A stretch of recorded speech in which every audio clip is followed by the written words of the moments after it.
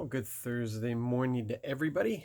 It's a beautiful winter morning out there, -6 or so. So we're reading through Acts 11:12, I believe it is today. And here we're seeing the continuing story unfolding of the formation of the Gentile church. Not seen as the Gentile church at that time, but as the church. As we should see it today, there's shouldn't be Jews for Christ. It should just be the church. Just my opinion. Anyway, here we see Barnabas and Saul set out, and the Holy Spirit sets them aside, tells them he has a mission for them, sends them out on the mission, and it's really the beginning, the establishment of what would become Paul's pattern of doing things. And it's interesting that they go out as Barnabas and Saul, but they return as Paul and Barnabas, because on this trip, Paul ends up taking, he's the mouthpiece, he's the front man, he's the one where the miracles and everything are happening through. He's the one that the Holy Spirit is operating. And maybe he was just a little more open than Barnabas. I don't know whether this was just the establishment of Paul and in his mission. But we begin to see some patterns here where they go into the synagogue as what Paul follows that pattern. They go into the synagogue, present the gospel, and then there's the jealousies. And I want you to notice that it's the jealousy of the Jewish leaders. It's not the disagreement with scriptures, but it's the jealousy when they see the crowds starting to come after Paul, that they form opposition, and then they chase him from town to town, opposing his message simply because it's good news for everybody, for the Gentiles to be brought in, and so they oppose him out of jealousies and not scriptural differences.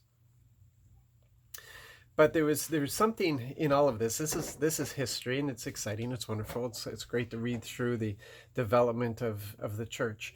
But as Paul and Barnabas start heading back to Antioch, which is their home base, it's their yeah, my kids are here, right?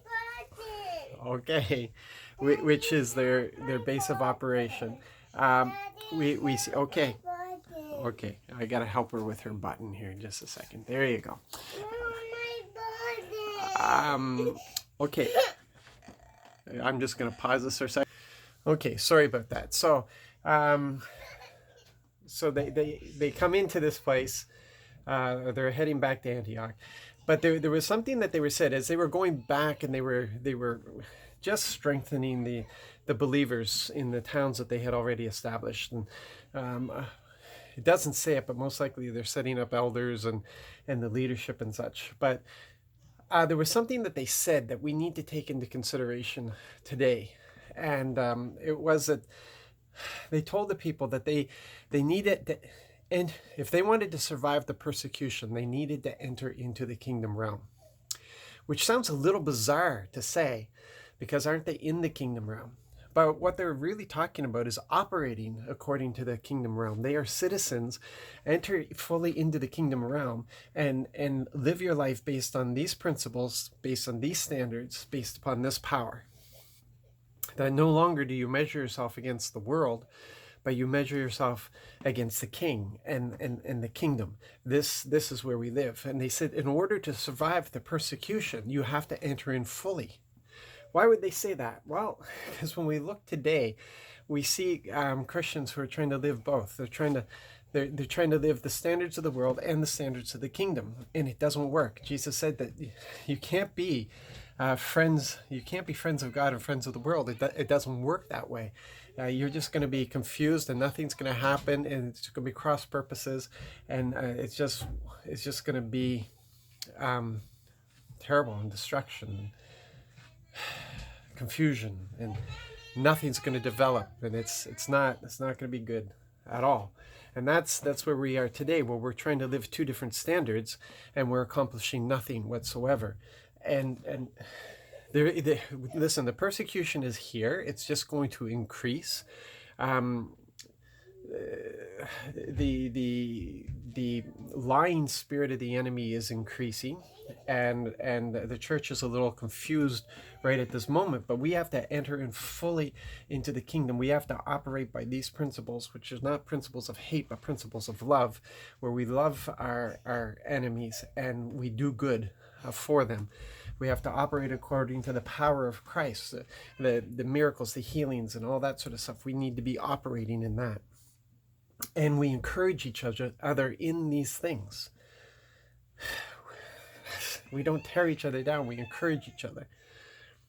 Anyway, you get the point. There's a huge difference between the standards of the world and the standards of the kingdom. There's a huge difference. And part of the standards of the kingdom is obedience. Whether you agree with God, whether it's a weird statement to say.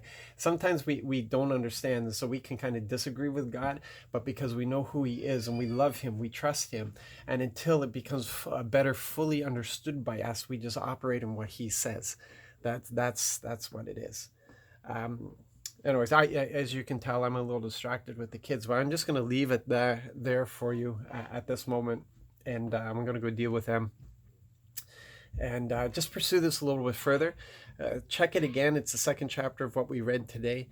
And just let the Holy Spirit speak to you on that. You guys have a blessed day. Be engaged. Love you all.